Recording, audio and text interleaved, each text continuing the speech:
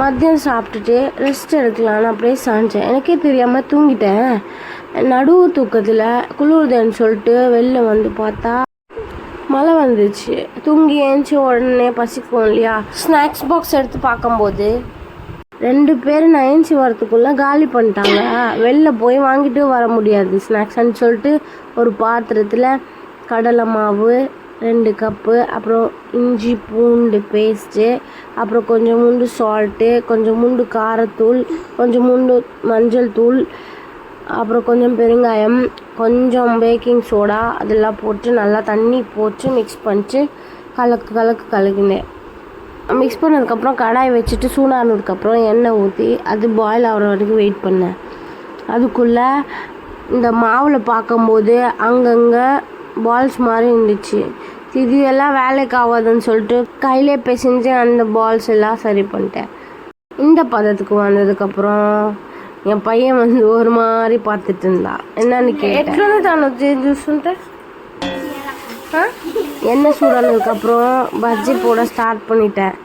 இங்கே பாருங்கள், நல்லா சூப்பராக ரவுண்டாக ஷேப் வரும்னு நினச்சேன். இந்த மாதிரி சொதப்பிச்சு.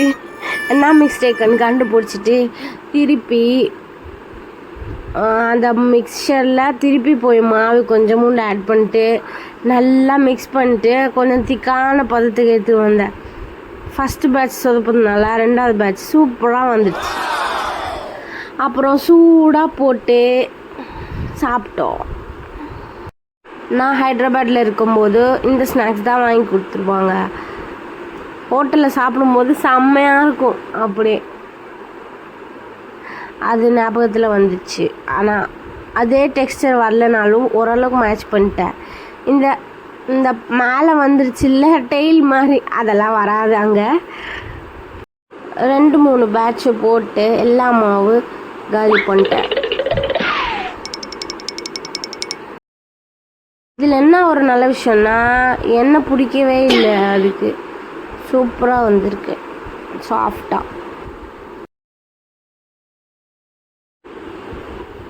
இந்த போண்டா மேலே தனியாத்தூள் போட்டு லைட்டாக வெங்காயம் தூவிட்டு அப்புறம் சாப்பிட்டா அடடடடா அப்படின்னு இருந்துச்சு. செம்மையாக இருந்துச்சு. நீங்களும் இந்த மாதிரி செஞ்சு சாப்பிடுங்க. வெதரை என்ஜாய் பண்ணுங்க. இந்த மாதிரி இந்த போண்டாக்கு ஒரு சட்னி கொடுப்பாங்க. நான் சட்னி செய்ய சோம்பேறியாக இருந்துச்சு, அதனால் அவனுக்கு சாஸ் போட்டு கொடுத்துட்டேன். இப்போ சாப்பிட்டு ரிவ்யூ வேறு பண்ணுவாங்க, பார்ப்போம். ஒருத்தன் ஓகே சொல்லிட்டா, இன்னொருத்த வெயிட் பண்ணுறா.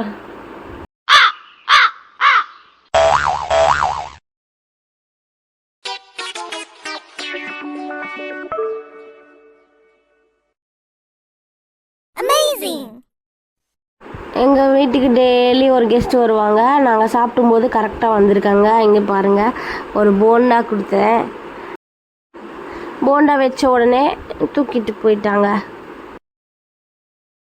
அதுக்கப்புறம் சூடான ஒரு காஃபி. இந்த வெதருக்கு செம்மையாக இருந்துச்சு. நீங்களும் இந்த மாதிரி ஈவினிங் என்ஜாய் பண்ணுங்கள்.